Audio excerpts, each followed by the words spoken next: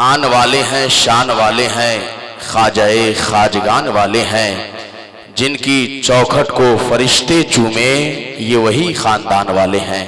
अब आइए हजरात, वक्त बिल्कुल कम है, बगैर किसी ताखीर के, बगैर किसी क़ीलो काल के, बड़े अदब बड़े एहतराम के साथ में हुजूर पीरे तरीक़त रहबरे राहे शरीयत वारिसे उलूमे मखदूमे जहां अताए मुनामे पाक बास हुजूर सैयद शाह प्रोफेसर मोहम्मद शमीमुद्दीन मुनामी साहब किबला मदसिल वल नूरानी साहिब सज्जादा खानकाह मुनमिया चिश्तिया मेतन घाट पटना का इस्तकबाल कीजिए।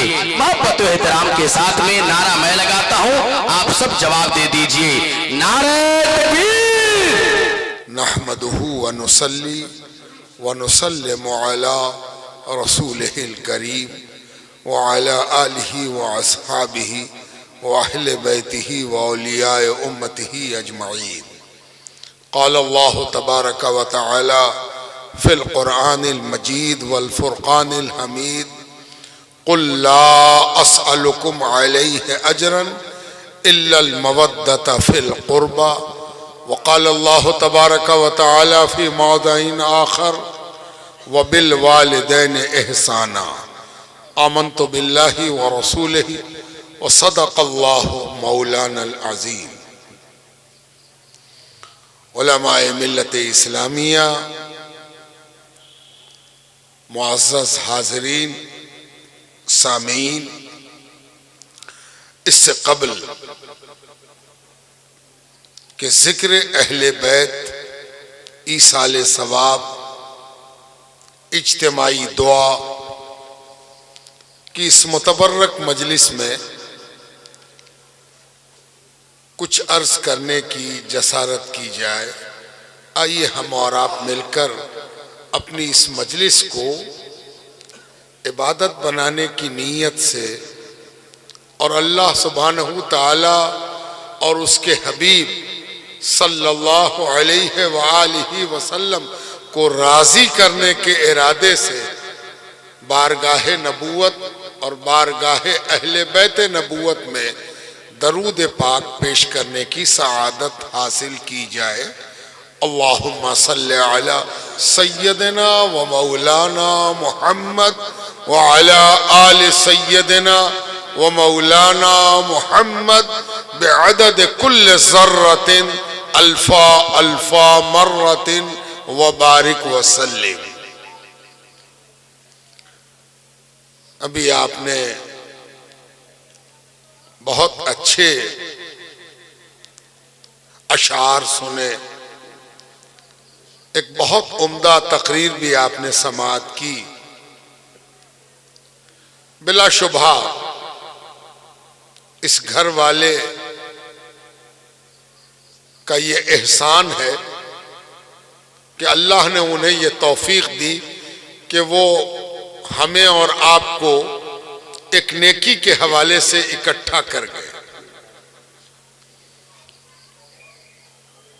हाफिज़ो कारी शमीम अशरफी साहब और उनके भाई और उनके वालिद और उनके हमनवा, यकीनन उन पर अल्लाह का फजल है, इसलिए कि इस अकीदे पर इत्तेफाक है कि जब कोई नेकी की तरफ बढ़ता है तो वो इसलिए बढ़ता है कि अल्लाह उस पर मेहरबान होता है। अल्लाह के मेहरबानी की सबसे वाज़ेह दलील ये है कि जिस पर अल्लाह मेहरबान होगा वो नेकी के तरफ कदम बढ़ाएगा। नेकी की तरफ कदम का बढ़ना अल्लाह के मेहरबान होने की पहचान है, अलामत है, सबूत है, दलील है। तो इस घर वाले पर अल्लाह की मेहरबानी है इसलिए कि ये ऐसे नेक काम की तरफ अपनी तवज्जो देते हैं और इस्तकामत के साथ देते हैं। एक तो हुआ कि कोई नेकी करे, इसके मतलब उस पर अल्लाह मेहरबान, बार बार करे तो इसके मतलब अल्लाह उस पर बार बार मेहरबान। तो आपने ये देखा कि इस्तकामत के साथ ये घर वाले ऐसा इनेकाद कर रहे हैं, तो ये अल्लाह की मेहरबानी की दलील है। और आप और हम अगर यहाँ जमा हो गए तो हम पर भी अल्लाह की मेहरबानी है कि हम उनकी नेकी में शिरकत कर रहे हैं। एक और दिलचस्प बात, और वो ये कि मौका है वालदा के इसाले सवाब का। और अभी आपने बड़ी अच्छी गुफ्तगू सुनी कि हम सब पर हमारे वालिदैन का क्या हक है, अल्लाह और रसूल ने हमें क्या सिखाया है, ये आपने जाना। और इस जलसे का उन्वान है अहले बैत, यानी दोनों चीजें हमें यहां जाननी है। हमारे ऊपर हमारे माँ बाप का हक क्या है, और ये जानना है कि नबी की औलाद का हम पर क्या हक है। तो आगे बढ़ने से पहले मैं सिर्फ एक दिलचस्प हकीकत पर से पर्दा उठाता हूं।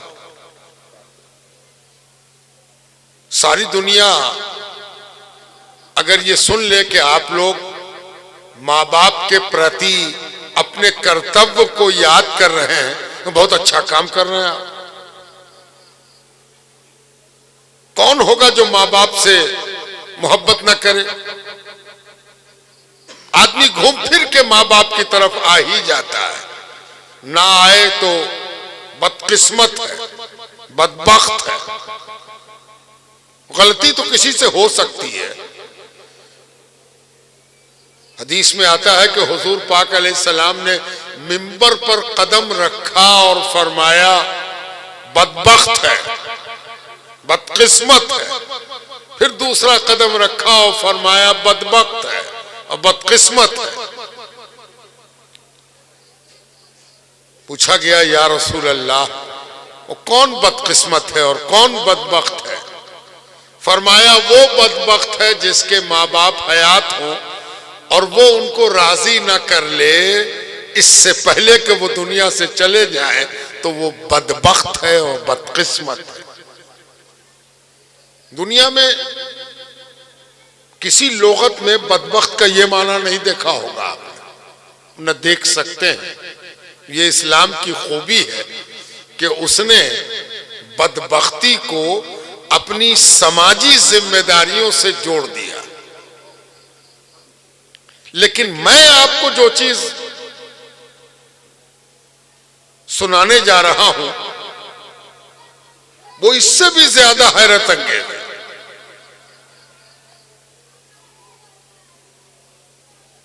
और इस्लाम को पहचानने के लिए ये एक आईना भी है। ये जितनी बातें कुरान करीम में बयान की गई, हुजूर सल्लल्लाहु अलैहि वसल्लम ने अपनी गुफ्तगू में, खुतबात में, तलकीनात में, वसीयत में, तालीम में, तरबियत में माँ बाप के हवाले से कहा। आज और कल में जरा फर्क है। क्या फर्क है? कि आप जो हैं आपके माँ बाप भी वही हैं। आप मुसलमान हैं तो आपके अब्बा भी मुसलमान हैं और आपकी अम्मा भी मुसलमान है। लेकिन जरा सोचिए, जब ये माँ बाप का हक बताया जा रहा था तब शायद 99% मुसलमानों के माँ बाप मुसलमान नहीं थे। 99% वो ये थे कि माँ बाप भी ईमान ले आए थे और वो भी ईमान ले आए थे। लेकिन 99% लोग वो थे, आप ये जानते ही होंगे कि ईमान लाने वालों में जवानों की कसरत थी। ज्यादातर ईमान लाने वाले कौन थे? जवान थे। और उसकी एक बड़ी वजह यह होती है कि जवानों के अंदर कुछ नया करने का हौसला होता है। अगर उनको नेकी की तरफ न बुलाया जाए तो तो वो बुराई की तरफ चले जाते। अगर किसी कंस्ट्रक्टिव तामीरी काम की तरफ उनको न लगाया जाए तो वो विध्वंस की तरफ जाएंगे, विनाश की तरफ जाएंगे, डिस्ट्रक्शन की तरफ जाएंगे, तखरीब की तरफ जाएंगे। ऐसे जलसे न हो तो वहशत में जाएंगे। अच्छी नात ना पढ़ी जाए तो वहशतज़दा चीजें सुनेंगे। तो जवानों को नेकी की तरफ बुलाया जाए तो जल्दी आने वाले जवान ही होंगे। जवान थे और दूसरे कौन थे? गुलाम थे, बांदिया थी, कमजोर लोग थे, परेशान हाल लोग थे। और इनको जब मां बाप के हुकूक समझाए गए तो उनके मां बाप भी परेशान थे कि मेरी औलाद, जो मेरी औलाद है, उसको नबी के पास पहुंचा दिया गया है और वो नबी की बात सुन रहे हैं और मेरी नहीं सुन रहे हैं। ऐसे में नबी क्या समझा रहे थे? मां बाप को जो बदगुमानी थी, सूए ज़न था, वहशत थी दिमाग में कि बेटा मेरा और सुने मोहम्मद की बात सल्लल्लाहु अलैहि वसल्लम। एक बड़ा सवालिया निशान है कि नबी उनको क्या समझा रहे थे। सिर्फ आपको सुनने की बात नहीं है, पूरी दुनिया को सुनना चाहिए कि ये तब की बात है जब 5 वक्त की नमाज नहीं थी कि नबी उनको ये समझाते कि चलो इशा का वक्त हो गया है, चलो मगरिब का वक्त हो गया, चलो वजू करो, असर पढ़ो, चलो जोहर पढ़ो, फजर में उठ जाना। 1 महीने का रोजा भी नहीं था, ज़कात की मिक़दार मुतय्यन नहीं थी, लेकिन ये तय था कि माँ बाप का हक अदा करो। माँ बाप, बंदों के हुकूक, इंसानों के हुकूक, ये बात कही जा रही थी।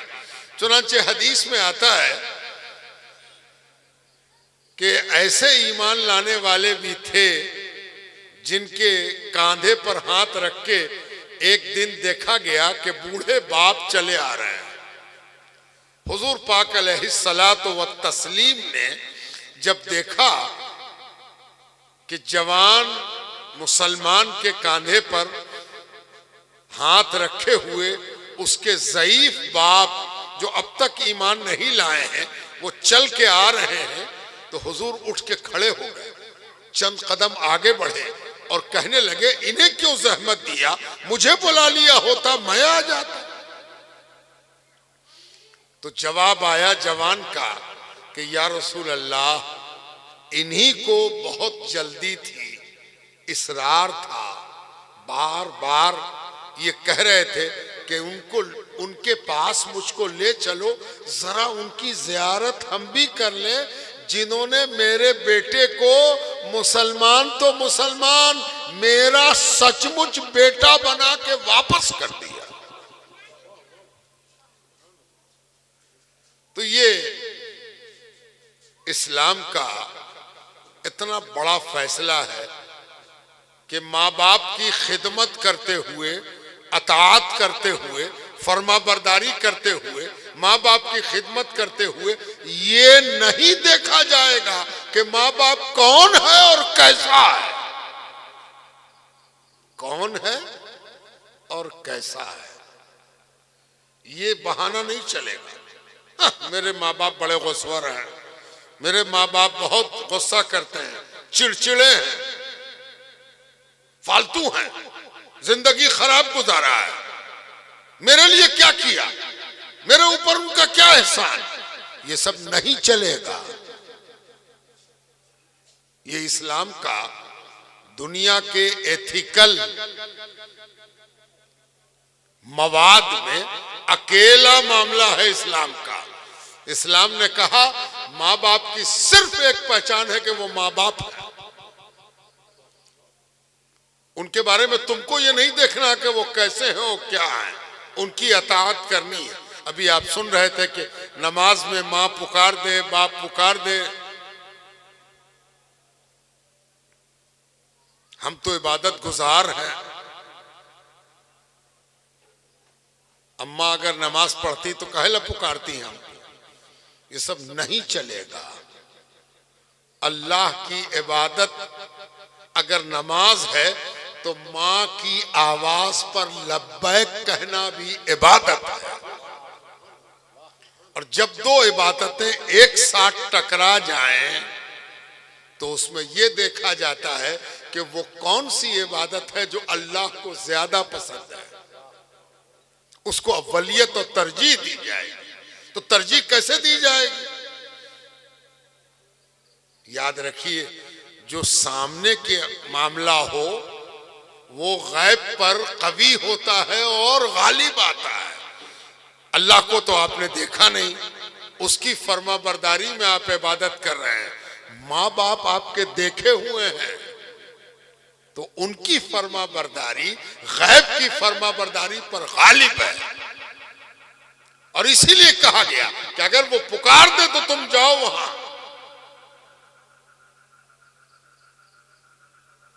इसलिए माँ बाप का मामला बड़ा अजीब है। मुझे तो लंबी चौड़ी तकरीर नहीं करनी है और इतनी अच्छी तकरीर हो चुकी है कि मैं उसको ज्यादा बढ़ाना, तज़मीन कहना, ऐसा लगता है किसी कामिल शायर के अशार पर कोई गैर कामिल क्या तज़मीन कहे। इसलिए तज़मीन की जरूरत नहीं है। एक वाकया आपको अर्ज कर दें। हदीस में आता है कि एक बार हुजूर पाक अलैहिस्सलातु व तस्लीम उम्रे के लिए तशरीफ ले गए। चंद उम्रे ही आपने किए हैं। हज के मौके पर जो एक हज आपने फरमाया और एक सुलह हुदैबिया का कफारा करते हुए जो उम्रा किया, उस मौके पर खबर हो गई कि सरकार उम्रे में आ रहे हैं। इतराफे मक्का से भी लोग चल पड़े। एक ऐसा शख्स भी देखा गया कि जब वो हुजूर के साथ उम्रा कर रहा था तो उसके कांधे पर उसकी मां सवार थी, माजूर थी, कांधे पर सवार करा के उम्रा करा रहा, तवाफ करा रहा। आदमी तवाफ में अगर कोशिश करे कि काबे से करीब हो जाए तो घूमते घूमते करीब हो सकता है। एक चक्कर, दो चक्कर, तीन चक्कर होते होते काबे से नजदीक हो जाता है। उसने ये नियत की कि हुजूर से करीब हो जाए। चुनांचे उसने शौत लगाते हुए, चक्कर को शौत कहते हैं और सातों चक्कर को मिला के तवाफ कहते हैं। किसी शौत में वो हुजूर के करीब आ गया। उसने सलाम अर्ज किया, हुजूर ने जवाब दे दिया। पता चला कि तवाफ में सलाम किया जा सकता है और जवाब भी दिया जा सकता है। उसने हुजूर से सवाल कर दिया, या रसूल अल्लाह, ये मेरी मां है, माजूर है, चल फिर नहीं सकती। इसने जो सुना कि आप आ रहे हैं तवाफ के लिए तो इसने कहा, बेटा मेरा जो हक है तेरे ऊपर, अगर तू उस हक को मानता है तो मेरी एक तमन्ना है, ख्वाहिश है, आरजू है कि हम हुजूर के साथ तवाफ करना चाहते हैं। ऐसा तवाफ करना चाहते हैं कि हुजूर भी हो और हम भी हो। तो मैंने देखा कि इसके दिल में जो ख्वाहिश है उसको तोड़ना ठीक नहीं है। तो मैंने बड़ी मेहनत करके, बड़ा ईसार है, आसान नहीं है, मैं आपसे क्या अर्ज करूं, मैंने अपनी वालदा को व्हील चेयर पर हज कराया। कतई एहसान नहीं, एहसान तो मैंने अपने ऊपर किया और शायद उससे बड़ी कोई खिदमत अपनी जिंदगी में हम कर ही न सके होंगे। शायद उसी की वजह से शायद अल्लाह ताला बख्श दे। लेकिन मैं आपसे क्या अर्ज करूं कि व्हील चेयर पर बैठाकर तवाफ कराना, बज़ाहिर उसमें कोई बात नजर नहीं आती। व्हील चेयर पर बैठा लिया, घुमा रहे, नहीं। व्हील चेयर पर तवाफ कराना भी आसान नहीं होता, बहुत मुश्किल है, वो भी अय्याम हज में बहुत मुश्किल। लेकिन वो कुछ नहीं है उसके आगे कि जब एक माँ को कोई कांधे पर उठा के तवाफ करा, है ना। तो हुजूर से वो सवाल करता है वो शख्स कि या रसूल अल्लाह, ये जो हमने इतनी मेहनत की है, परिश्रम किया है, जोखम उठाया है, बदन बदन मेरा दुख रहा है, और आप जानते हैं कि जब कोई माजूर आदमी को आप उठाएंगे तो उसका वेट और बढ़ जाता है। तो या रसूल अल्लाह, ये जो इतनी मेहनत हमने किया, इतनी कुर्बानी दिया है, आसान नहीं है। हम ही जान रहे हैं कि कैसा लग रहा है, इतना बड़ा बोझ उठाए हुए हैं। इसका जो हक है मेरे ऊपर, मेरी माँ का जो हक है मेरे ऊपर, इसके प्रति जो कर्तव्य है मेरा, क्या ये कर देने से अदा हो गया? हम जो इसको तवाफ कराया तो माँ का हक अदा हो गया या रसूल अल्लाह? सवाल किया उसने। तो पहली चीज तो ये मालूम हुई कि तवाफ में सवाल किया जा सकता है। क्यों? तवाफ इबादत जरूर है, लेकिन सवाल भी तवाफ से मुताल्लिक है, बाहर का सवाल नहीं है। क्या खाए हो आज, नाश्ता किए कि ना किए, कितना रियाल बचा, मदीना हो आए हो कि अब जाओगे, इसका सवाल नहीं किया जा सकता है। अगर अल्लाह के घर, उसके तवाफ, उसकी इबादत, जो उस इबादत से मुताल्लिक हो, वो सवाल अगर तवाफ में किया जाए तो वो जायज है। दूसरी बात जो हुजूर ने फरमा दिया, मैं आपसे दावा करता हूं कि दुनिया के किसी भी मोरल साइंस के लिटरेचर में, एथिक्स के लिटरेचर में, अखलाकियात के पूरे सरमाए में वो बात नहीं मिल सकती है जो हुजूर पाक अलैहिस्सलाम ने उस रोज इरशाद फरमाया। जानते हैं क्या कहा? कहा, सुन, तेरी माँ जिसके लिए तूने इतनी बड़ी कुर्बानी दी है कि उसको कांधे पर उठा के तवाफ करा रहा है, कभी मुस्कुरा कर जो तेरी माँ ने कभी तेरी जानिब देखा होगा, उस एक मुस्कुराहट का भी हक अदा न हुआ, उस एक मुस्कुराहट का भी हक अदा न हुआ, है ना। कभी जो मुस्कुरा कर तेरी माँ ने तेरी जानिब देखा हो। अब मैं जरा तहकीक का अदना आदमी, एक रोज मैंने एक बड़े पीडियाट्रिक्स बच्चों के डॉक्टर से सवाल कर दिया। हमने कहा, डॉक्टर साहब एक बात पूछनी थी, लेकिन ये बात थोड़ी साइकोलॉजी से मुताल्लिक है, मनोविज्ञान, नफ्सियात। तो उनका हाँ हाँ बताइए ना, हम बच्चों के डॉक्टर हैं, हम लोगों को तो मरीज बताता नहीं ना है, बच्चा बता नहीं सकता है मरीज मरीजा। बच्चा बच्ची क्या बताएगा, कान दुख रहा है, हाथ दुख रहा है, पैर दुख रहा है, पेट में दर्द है।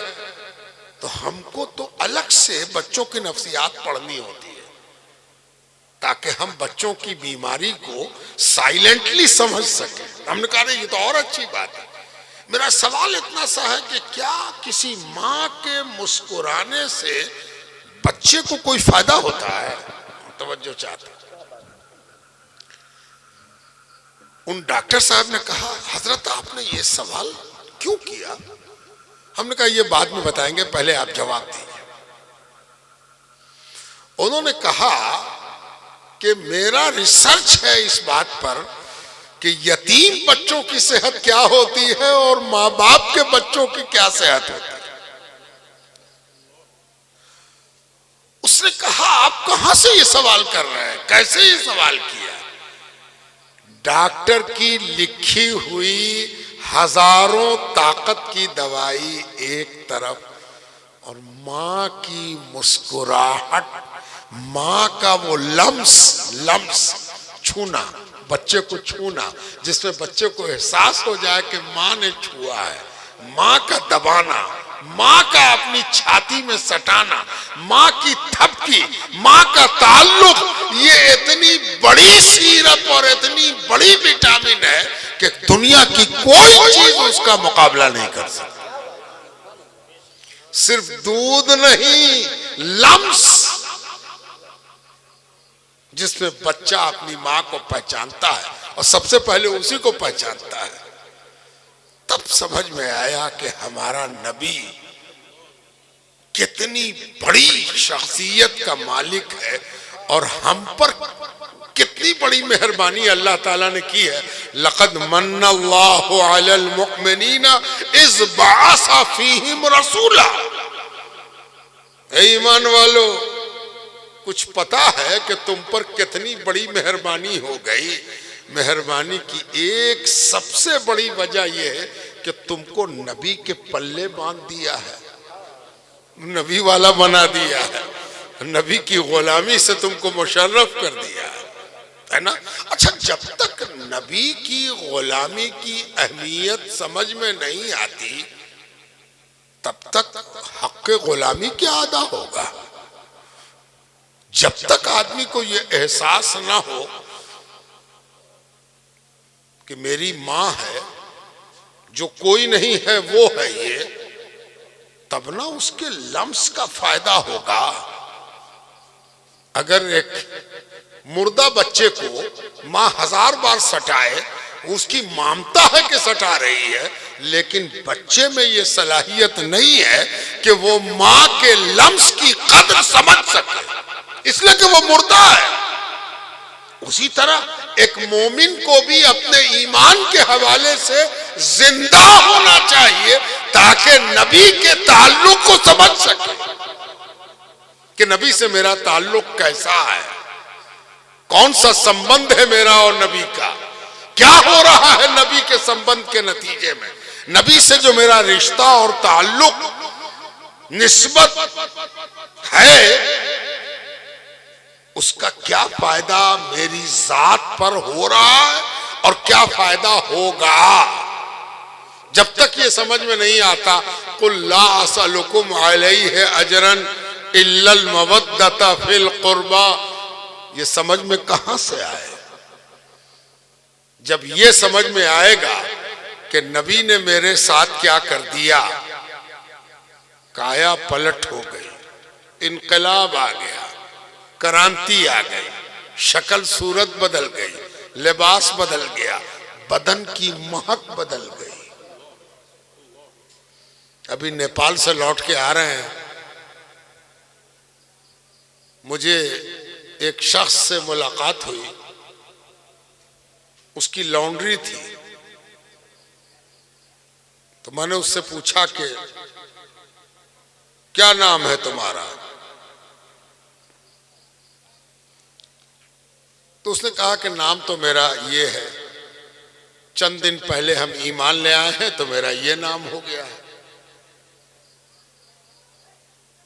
तो मैंने उसको और मुश्ताक निगाहों से देखा कि अच्छा तुम ईमान ले आए हो, कलमा पढ़ा तुमने। हाँ, हमने कहा अच्छा हम तो जल्दी में हैं और तुम भी जल्दी में हो, काम कर रहे हो, प्रेस कर रहे हो, क्या हम जान सकते हैं कि तुम्हारे ईमान लाने की वजह क्या हुई। तो उसने मुझसे कहा कि मैं कपड़ा धोता हूं ना, लॉन्ड्री है ना, तो मैं बहुत दिनों तक इस बात पर वाचफुल रहा कि कलमा पढ़ने वाले के कपड़े की महक अलग होती है, और एक दिन नहीं, मैंने महीनों और बरसों इस पर लगाया है, और तब मैंने महसूस किया कि कलमा पढ़ लेने के बाद उसके कपड़े में भी बदबू नहीं होती। इसको मैंने बहुत दिन एग्जामिन किया है और यही मेरे ईमान लाने का सबब बना। हमने कहा कि अल्लाह अकबर, नबी के ताल्लुक ने क्या क्या कर दिया है, क्या क्रांति आई है। सड़क पर चलते हुए अगर आप इस फर्क को महसूस नहीं करते तो काहे के बीना है। अगर हमको ये अंतर समझ में नहीं आता तो हम चल भी रहे हैं और मोतियाबिंद भी लिए घूम रहे हैं। मोतियाबिंद में क्या होता है? मोतियाबिंद जब आदमी को अल्लाह महफूज रखे, और आजकल मोतिया का इलाज भी बहुत आसान हो गया है, फिर भी अल्लाह ताला मोतिया से महफूज रखे। मोतियाबिंद वाला ये नहीं कहता कि सब डार्क हो गया है, वो कहता धुंधला हो गया है। मोतिया वाला ये भी कहता कि साइड का दिखाई नहीं देता, इधर का नहीं देता, इधर का दिखाई नहीं देता। कभी कभी आदमी टकरा जाता, कहा टकरा के भाई देख के ना चल रहे हो, अरे मोतिया के वजह से साइड नहीं दिखाई देता। और उसी लिए मोतियाबिंद वाला बेचारा रोज टकराता है और टकराने का डर उसके अंदर मौजूद रहता है। जिसको हरा पीला काला नीला समझ में आ रहा है और वो मोमिन है और उसको अपने नबी पर ईमान लाने का फायदा नजर नहीं आ रहा है, तो वो तो ईमानी मोतिया में मुब्तला है। कोई त्योहार हो, कोई इज्तिमा हो, भीड़ हो, कोई कार्यकलाप हो रहा हो, आप महसूस कीजिएगा तो आपको महसूस होगा कि अगर हुजूर से मेरा ताल्लुक ना होता तो हम भी यही होते, है ना। खाना पीना, उठना बैठना, चलना फिरना, इसको महसूस कीजिए। अगर आप महसूस नहीं करते तो आप एक ऐसे बदन के हामिल हैं जो सुन्न हो गया है। अल्लाह महफूज रखे सुन्न होने से। सुन्न हो जाना, सो जाना, सुत जाना, ये सब उर्दू मुहावरे में राइज है। सुन्न हो जाना, सुत जाना। कभी कभी देखते होंगे आप बैठे बैठे उठे तो आपका पैर एकदम किसी काम का ना रहा, है ना। ये क्या हुआ? पैर सो गया, सुत गया, है ना। उसकी साइंसी वजह भी है कि खून की रफ्तार रुक गई। पैर एक तरह से मुड़ा मुड़ा था तो खून जो चलता रहता है वो रुक गया है। अगर आपको अपने ईमान का फायदा हर पल दिखाई नहीं देता तो आपका बदन ईमान के हवाले से सो गया है। इसको जगा लीजिए, इसको उठाइए, चूटी काटिए। हदीस में एक इलाज भी आया है। हदीस में एक इलाज आया है कि अगर किसी का पैर सो जाए, हाथ सो जाए, सुत जाए, तो हदीस में आता है कि हजरत अब्दुल्ला इब्न उमर रजी अल्लाह ताला अन्हुमा एक रोज मदीने के एक तबीब के पास गए और कहा कि देखो ना, मेरा एक बदन का एक अज़ो, शायद पैर या हाथ एकदम सो गया है, सुन्न हो गया, जैसे जान ही ना हो। तो उस तबीब ने मुस्कुरा के कहा कि किसी को चाहते हो? किसी की चाहत तुम्हारे दिल में है? तो हज़रत अब्दुल्ला इब्न उमर ने कहा कि क्यों? कहा उसको याद करो, तुम्हारा बदन सही हो जाएगा। तो हजरत अब्दुल्ला इब्न उमर हदीस में है कि नारा मारा, या मोहम्मदा, या मोहम्मदा, कहा और हाथ खुल गया, पैर खुल गया, सब सही हो गया, है ना। पता चला कि ईमान के हवाले से अगर कभी आप बेहिस हो गए हो तो एक नारा वो भी लगाया कीजिए, या मोहम्मदा, या मोहम्मद सल्लल्लाहु अलैहि वसल्लम। शर्त यह है कि इसमें आवाज कम हो, इश्क और मोहब्बत ज्यादा हो। आवाज की जरूरत नहीं है उतनी, जरूरत मोहब्बत की है। सोया हुआ बदन जाग जाएगा, सोया हुआ कल्ब जाग जाएगा। क्यों जाग जाएगा? इसलिए कि जब जागेगा तो आपको एहसास होगा कि जो ईमान हम तक पहुंचा है उसका क्या फायदा हुआ है, क्या फायदा हुआ है। और जब ये फायदा आपको समझ में आएगा तब एक बड़ी बात होगी कि आप कुरान को समझने की जानिब एक कदम और बढ़ेंगे कि अल्लाह के रसूल फरमाते हैं, कुल ला अस्अलुकुम अलैहि अजरन, हमने जो तुम्हें ईमान की दौलत दिया, दीन दे दिया, तरीका दे दिया, खाना पीना सिखा दिया, हलाल हराम बता दिया, पाकी नापाकी बता दिया, बदन की खुशबू बदल दिया, बदबू खत्म कर दिया, एक आलमी सतह की पहचान दी, जिस मुल्क में चले जाओ, जहां चले जाओ,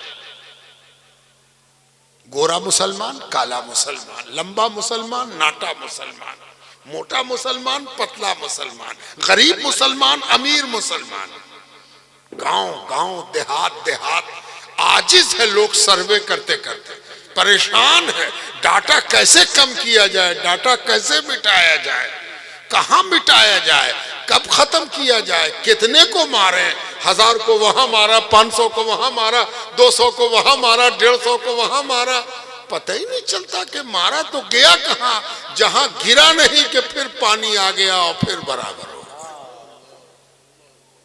कुछ बात है कि हस्ती मिटती नहीं हमारी, ये आपको जो पहचान दी गई, इसको जब तक आप समझिएगा नहीं, कुरान और हदीस आपसे क्या चाहता है कैसे समझिएगा। और जब ये समझ गए आप, अरे बाप, हम पर तो बड़ी मेहरबानी है, बड़ा करम हुआ अल्लाह ताला का, तब हुजूर फरमाते हैं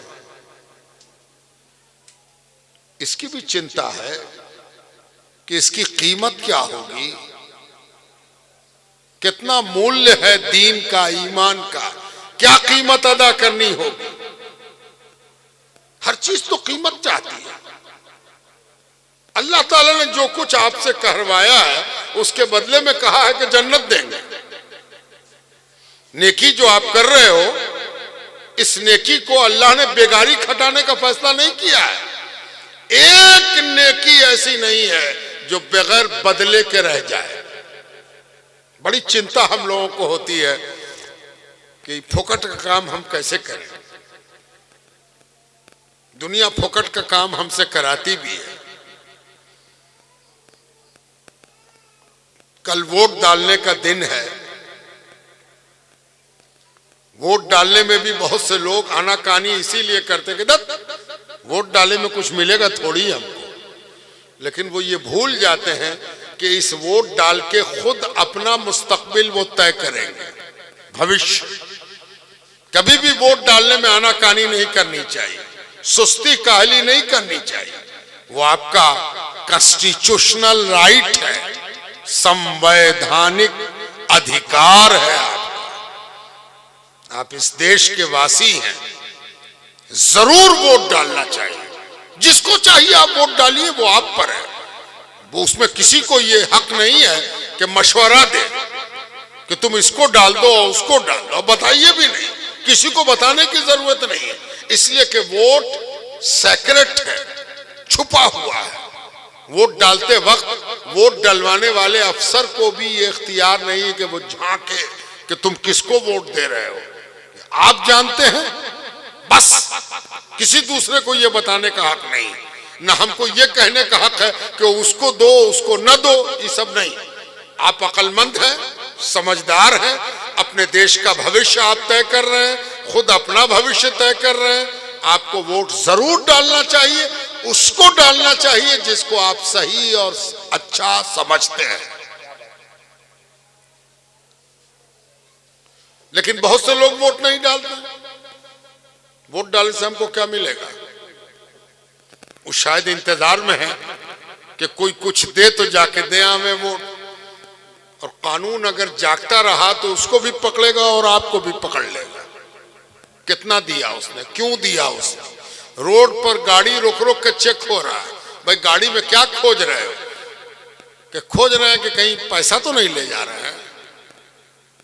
पैसा, हाँ, वोटर लोग को देने के लिए नोट की गड्डी पकड़ रहा है, पकड़ा भी रही है, मिल भी रहा, सामान मिल रहा, बांटने के सामान। ये मैं क्यों सुना रहा हूं? इसलिए सुना रहा हूं कि आपको ये एहसास हो सके कि आप एक जिम्मेदार हिंदुस्तान के शहरी हैं, रिस्पॉन्सिबल सिटीजन हैं, आप भारतवासी हैं, आपको समझना चाहिए। तो जब भारतवासी होके आप वोट की अहमियत समझिएगा तो आपको यह भी एहसास होगा कि हम मुसलमान हैं। तो मुसलमान होने के नाते नबी के प्रति मेरा क्या कर्तव्य है।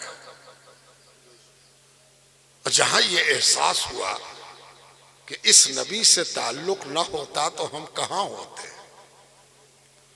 इस नबी ने हम पर बड़ी मेहरबानी की है, काया पलट गई, क्रांति आ गई मेरे अंदर, हम कहां से कहां पहुंच गए। नूर है मेरे चेहरे पर, खुशबू है मेरे बदन में। दुनिया में किसी मुसलमान से ज्यादा इज्जत सोसाइटी में कभी किसी को नहीं मिली। दौलत वालों की मैं बात नहीं कर रहा हूं, एक मामूली आदमी जिसको जितना भी आप मामूली समझते हो, जरा देखिए तो अगर किसी वजह से चला गया हज में, हज करने पहुंच गया और इंतकाल हो गया, 10 लाख आदमी उसके जनाजे पर अल्लाहु अकबर। हर मोमिन की कदर समझ में आई। पूछा किसका इंतकाल हो? अरे वो बड़े मियां आए थे जो रिक्शा चलाते थे, टायर में हवा भरते थे, जिनको किसी ने कह दिया था कि जाइए ना हज कर लीजिए, हम करा देते हैं।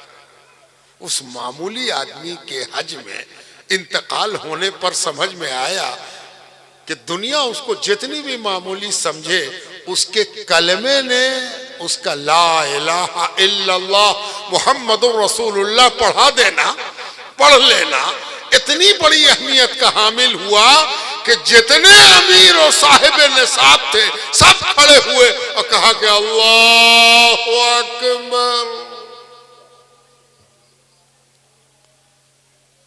किसकी वजह से? मुहम्मदुर रसूलुल्लाह की वजह से। सब सदका है हुजूर सल्लल्लाहु अलैहि वसल्लम। खूब मोहब्बत करो, खूब ताल्लुक को समझो, अपने नबी से अपने ताल्लुक को धोया पोछा करो।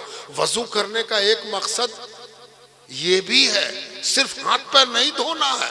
ये वजू के मतलब है कि नबी के रिश्ते को धो पोछ के ताजा कर दिया जाए, है ना। कुल ला असअलुकुम अलैहि अजरा। और जैसे जैसे नबी समझ में आने लगेगा तब तो लगेगा कि अरे हम पर तो सबसे बड़ा एहसान नबी का है। नबी का एहसान बहुत बड़ा है, बहुत बड़ा, बहुत बड़ा है ना। जानते हो ये नबी का एहसान जो लोग समझ लेते थे उनका हाल क्या होता था मालूम है? ईंटा खा रहे हैं, गाली खा रहे हैं, मार खा रहे हैं, खून बह रहा है, कत्ल हो रहा है, शहीद हो रहे हैं, क्या मजाल के टस से मस हो जाए। मारने वाला दंग और महवे हैरत है कि इसको इतनी गाली बका है, इसको इतना सताया है, इसको इतना तंग किया है, ये नबी से हटने को तैयार नहीं है। इससे कहा भी कि तुम्हारे बदले में नबी को मार दे तो कैसा लगेगा? तुम बच जाओगे, तुमको चोट नहीं पहुंचेगी, तुमको नुकसान नहीं होगा, तुम्हारा घाटा नहीं होगा, तुमको छोड़ देते हैं और नबी को नुकसान पहुंचा देते हैं। तो उसने कहा सुनो, नुकसान तो नुकसान है, हमें तो ये भी गवारा नहीं है कि मेरे नबी के पैरों में एक मामूली सा कांटा भी चुभ जाए, है ना। अच्छा, ये कैफियत जो है सहाबा के लिए तो जाती थी, हम लोगों के लिए इज्तिमाई है। इतने जुल्म के बावजूद भी एक आदमी ऐसा नहीं है जो जुल्म के हवाले से इस्लाम छोड़ दे। न बोस्निया में है, न हर्ज़ेगोविना में है, न इराक में है, न फलस्तीन में है और न इस हिंदुस्तान में है। जुल्म सहे जाता है, कलमा पढ़े जाता है, मरा जाता है, जनाजा हुआ जाता है, जनाजे पर जनाजा उठ रहा है, लेकिन जनाजा उठने के डर से किसी ने कलमा नहीं छोड़ा है। कुल ला असअलुकुम अलैहि अजरन। जब एहसास पैदा हुआ तो सोचा कि नबी को कुछ पेश करना चाहिए। नबी ने तो बड़ा एहसान किया। तो इरशाद बारी ताला हुआ कि फरमा दीजिए, कह दीजिए, ए मेरे हबीब आप फरमा दीजिए, हम तुमसे कोई अजर नहीं मांगते हैं, कोई बदला नहीं मांगते हैं, कोई उजरत नहीं मांगते हैं, हमको कुछ चाहिए नहीं। नबी कह रहे हैं हमें कुछ नहीं चाहिए। क्यों नहीं चाहिए? इसलिए कि तुम मेरी खिदमत का अजर न दे सकोगे, तुम्हारे अंदर औकात नहीं है। तुम अपनी सारी पूंजी 70 बार जन्म लो तब भी तुम नबी का हक अदा नहीं कर सकते। इल्लल मवद्दता फिल कुर्बा, बस एक ही बात है कि अगर कभी एहसास हो कि हम भी कुछ नबी के लिए करते तो एक काम जरूर करना, और वो ये कि जो नबी के अहले बैत हैं उनसे मोहब्बत करना। नबी के अहले बैत से, नबी की औलाद से, नबी के खानदान से, नबी के करीब वालों से, जो नबी के निकट हैं, जिनको नबी की निकटता प्राप्त है, उनसे मोहब्बत करना। मैं आपसे क्या अर्ज करूं, बात समेट रहा हूं। 1400 साल से ऊपर गुजर गए। हुजूर सल्लल्लाहु अलैहि वसल्लम के बाद जमाने को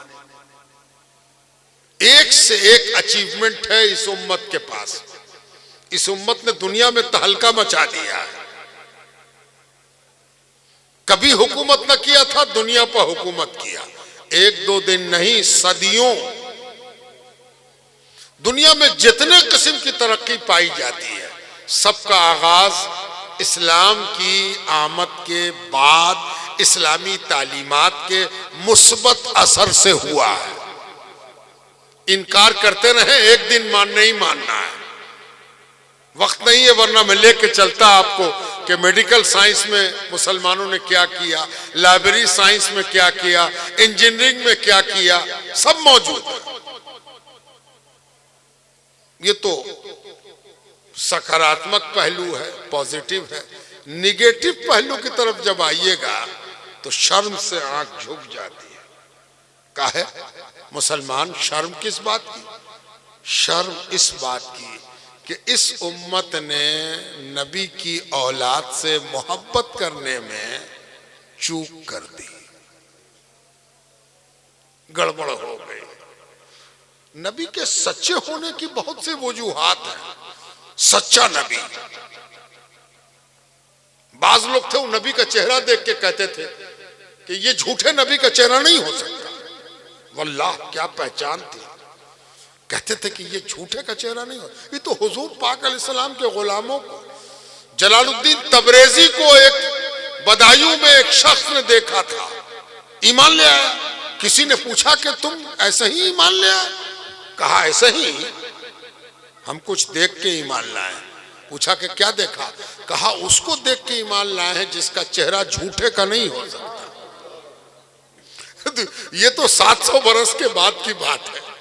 700 साल पहले और क्या आलम रहा हो कि हुजूर सल्लल्लाहु अलैहि वसल्लम को देखकर ईमान लाने वाले ईमान ले आए, है ना। और ऐसे ऐसे सहाबा गुजरे हैं, जरूर सुनना चाहिए। बुखारी शरीफ में हजरत अबू जर गफारी के ईमान लाने का पूरा वाकया नकल हुआ है कि ईमान कैसे लाए। 2 जुमले में सुन लीजिए तो आगे बढ़ते हैं बात खत्म करते हुए कि हजरत अबू जर गफारी कहते हैं कि हमको मालूम हुआ कि मक्के में एक नबी जाहिर हुआ है। तो छोटे भाई से कहा कि तुम मक्का जा रहे हो क्या? कहा कि हाँ जाना तो है। कहा जाओगे तो जरा खबर लाओगे। गए मक्का, लौट के आए, पूछा क्या देखा? जो बताया उससे तशफ़ी ना हुई। अबू जर कहते हैं कि मेरा दिल कहने लगा कि अपने से देखेंगे। झोला उठाया, चल पड़े। दौलत तो थी नहीं पास में, शौक था, वलवला था, तमन्ना थी, चाहत थी, तड़प थी, लगन थी, कसक थी, दीवानगी थी, जुनून था। चल पड़े, नबी को देखेंगे, देखें जरा कौन नबी है, कैसा नबी है, जरा देखेंगे। आशिक में थोड़ी सी फबन भी होती है। समझ में नहीं आवे तो इश्क करना चाहिए, उससे समझ में आवेगा कि आशिक में ठसक क्या होती है। वो आशिकी क्या जिसमें ठसक ना हो। बूजर ग़िफ़ारी जो पहुंचे तो सोचा कि पता कैसे चलेगा कि नबी सच्चे हैं कि नहीं।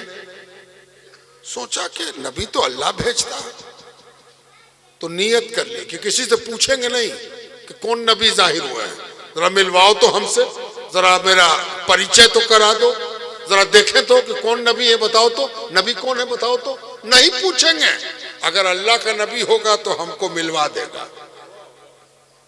पूछेंगे नहीं कि कौन अल्लाह का नबी है, अगर वो अल्लाह के नबी होंगे तो वो नबी हैं, हम अल्लाह के बंदे हैं, हमसे मिलवा देगा अल्लाह ताला। जरा देखा आशिक की ठसक, हाय रे हाय क्या ठसक है। इसको जरा अच्छी जबान में भी, जरा ये बुरी जबान नहीं है लेकिन ये सब भाषा है ना। मोहब्बत करने वाला अपने दिलो दिमाग में कई किस्म की दानिश्वरी रखता है, अक्ल रखता है, ये सब भी अक्लमंदी है। इस तरह से हुजूर सल्लल्लाहु अलैहि वसल्लम से मुलाकात हुई, लंबा वाकया इसलिए मैं वहां नहीं जाऊंगा। मुझे सिर्फ इतनी सी बात बतानी है कि नबी सच्चे हैं 1400 बरस के बाद कैसे पता चले। 1400 साल गुजर गया, हम भी कलमा पढ़ते हैं, आप भी कलमा पढ़ते हैं। कोई आपसे रास्ते में पूछ दे, और ये हमेशा ख्याल रखिएगा कि पूछा जा सकता है। किससे पूछा जाता है? जिसके पास कुछ हो उसी से पूछा जाता है। सवाल से मत घबराइए। सवाल के मतलब यह है कि आप हैं इंपॉर्टेंट। जो सवाल कर रहा उसकी बेचैनी आपसे सवाल करा रही है। प्रश्न पर खुश हो जाइए, पूछा जाए। कोई पूछ दे कि नबी सच्चे हैं, इसका क्या सबूत है आपके पास? बेशुमार सबूत है, एक सबूत देखिए। नबी के सच्चे होने का सबूत यह है कि हुजूर ने, सैयदे लौलाक ने, सल्लल्लाहु अलैहि वसल्लम ने अपनी औलाद के बारे में जितनी वसीयत की, अगर करबला न होता तो ये वसीयत समझ में नहीं आती। ये जो नबी की औलाद पर जुल्म हुआ और हो रहा है, आज भी मधुबनी शहर में कई कहा थे तुम रात, अहले बैत का जलसा था, वहां गए थे। अहले बैत का कुछ लोगों को बड़ा ताज्जुब होगा। अहले बैत, आल, इमाम हुसैन, मौला अली, सैयदा फातिमा ज़हरा, इमाम हसन। हैरत होती है, नमाज पढ़ रहे हैं, अहले बैत समझ में नहीं आया। रोजा रख रहे हैं, रसूल की आल समझ में नहीं आई। दाढ़ी लंबी हुई जाती है, नबी की आल समझ में नहीं आई। घट्टा है, नहीं समझ में आए तो नबी की आल। सच्चा नबी न होता तो अपनी आल की अहमियत कैसे समझाता। आसान नहीं है नबी की आल की वफादारी। नबी के आल का जो वफादार है वो सच्चे नबी की सच्चाई को आल की अजमत के हवाले से आज भी देख रहा है कि वो सच्चा नबी जो क़यामत के बारे में बता रहा था, वो अपने आल के बारे में भी बचा रहा था और बता रहा था। किसी को क़यामत समझ में ना आई, किसी को आल समझ में ना आई। आल और औलाद, औलाद नबी इतनी अहमियत क्यों दे गई नबी के आल में? बहुत आसान लबो लहजे में इतनी अहमियत क्यों दी गई? आल औलाद तो सबको है, नहीं है तो पोस लेता है।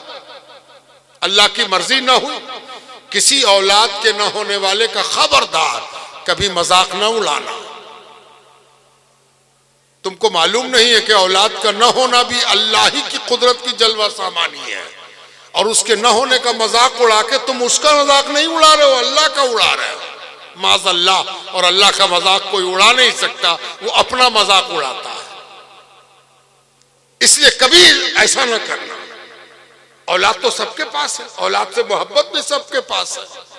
अरे जब लिटरेचर पढ़ोगे आप, जाओगे तो आपको हैरत होगी कि बहुत से लोगों ने लिखा है कि औलाद से मोहब्बत तो फितरी है, नबी ने भी अपनी औलाद से मोहब्बत की थी और फितरतन ये बात कही थी कि मेरी औलाद से मोहब्बत करना। हैरत होती है उन लोगों के इस बयान पर कि वो ये भूल गए कि नबी की औलाद इस दुनिया में आई भी और चली भी गई। जब चली गई तो कुफारे मक्का ने ठहाका लगाया। ये ठहाका मैं खास तौर पर आपको सुना रहा हूं ताकि ये समझ में आए कि जो लोग इस्लाम और नबी की मुखालफत कर रहे थे वो इंसानियत की गिनती में थे ही नहीं। इस्लाम बताता है कि किसी की औलाद का दुख अगर तुमको महसूस हुआ तो समझो मुसलमान हो, और अगर महसूस नहीं हुआ तो काहे का इस्लाम और काहे का ईमान। औलाद का दुनिया से चला जाना और उस पर ठहाका लगाना, नबी का चिराग जलाने वाला ना रहा, माज़अल्लाह, नबी निपुत्र हो गया, अलायाज बिल्लाह। हंस के कहा गया कोई तो नबी की बात मानता, कोई ना मानता तो औलाद तो मानती। अब तो औलाद भी ना रही, कितने दिन उम्मत कलमा पढ़ेगी, सब कलमा पढ़ने वाला तो भाग जाएगा। अब तो औलाद भी नहीं है कि बाप के साथ खड़ी रहती। अंदाजा है आपको बाप के कलेजे पर क्या गुजरा होगा, और बाप तो बाप नबी के कलेजे पर क्या गुजरा कि कुरान की आयत नाजिल हो गई, इन्ना आतैना कल कौसर फसल्ले लिरब्बिका वनहर इन्ना शानिअका हुवल अब्तर। आखिरी से शुरू करते हैं। जो जो आपको निपुत्र कह रहा है उसको निपुत्र होना है। जो कहता है कि आपका वंश खत्म हो गया उसका वंश खत्म होगा। फसल्ले लिरब्बिका वनहर, आप तो अपने रब को याद करते रहिए और रब की राह में कुर्बानी देते रहिए। इन्ना आतैना कल कौसर, औलाद तो हम देंगे आपको। अल्लाह ताला कहता औलाद हम देंगे। ये जो आतैना है इसमें जो सीगा है मुतकल्लिम का, उसने नबी की औलाद को कहां से कहां पहुंचा दिया है ना। औलाद तो सबको अल्लाह ही देता है, लेकिन नबी को जो औलाद दी जा रही है वो सारी कायनात की औलाद से अलग है, इसलिए कि इसमें कौसर टका हुआ है।